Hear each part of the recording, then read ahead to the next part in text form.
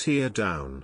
Harry slapped a bitter lesson for dragging Diana's legacy into his new disaster PR stunt.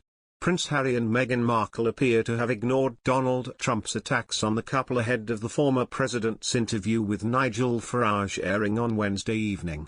Trump takes aim at Meghan Markle the GB News interview with Mr Farage. In the pre-recorded interview, the former US president claimed the American actress has been disrespectful to the British royal family.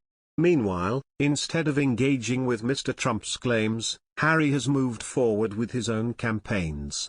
Prince Harry today compared the COVID-19 crisis to HIV, claiming that corporate greed and political failure have prolonged both pandemics.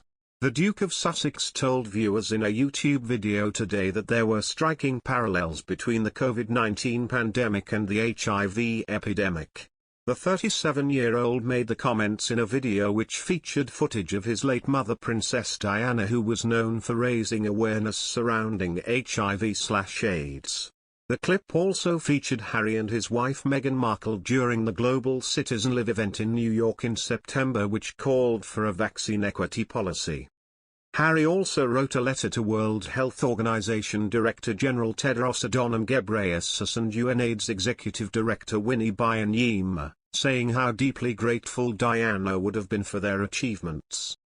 And he called on big pharmaceutical firms to end vaccine monopolies and share technology so nations in the developing world can start producing COVID vaccines. However, some experts have challenged whether rich countries not sharing vaccines are to blame for lower vaccination in the developing world.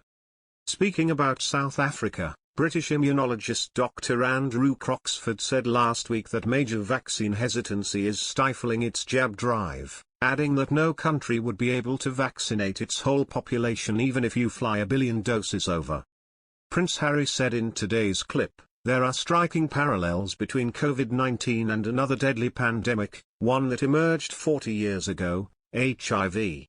He then added, "This is a story about how corporate greed and political failure have prolonged both pandemics, and what we can do to stop it." The Duke said, in the early 2000s, a wave of activism helped break drug company monopolies, giving millions of people access to generic medicines at a fraction of the price. And he continued, by ending vaccine monopolies and sharing technology, companies in the developing world can start producing COVID vaccines too. The video concluded with Harry and Ms. Byanyima saying, "Break the monopolies, share the know-how, deliver a people's vaccine."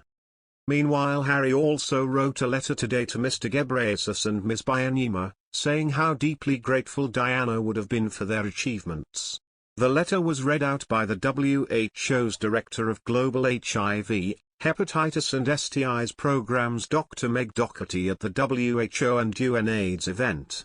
Harry wrote, "On this World AIDS Day we recognize the 40 years that have shaped life for many.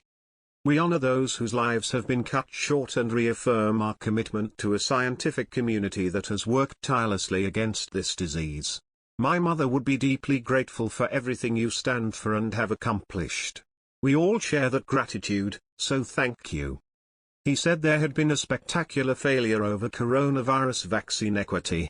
"Vaccinating the world is a test of our moral character, and we are experiencing a spectacular failure when it comes to global vaccine equity," Harry wrote. Similar to the AIDS crisis, we've yet again revealed over the past year that the value of life depends on whether you were born and/or live in a rich nation, or a developing country. Harry described the emergence of the Omicron variant as of deep concern.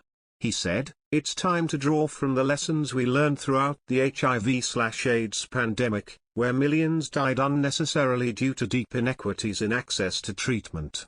In today's video, Harry was filmed speaking in New York in September, saying, "Many of these vaccines were publicly funded, they are your vaccines, you paid for them." The Duke had been at Global Citizen Live, an event which urged leaders to adopt a vaccine equity policy, at which he labeled pandemic a human rights crisis.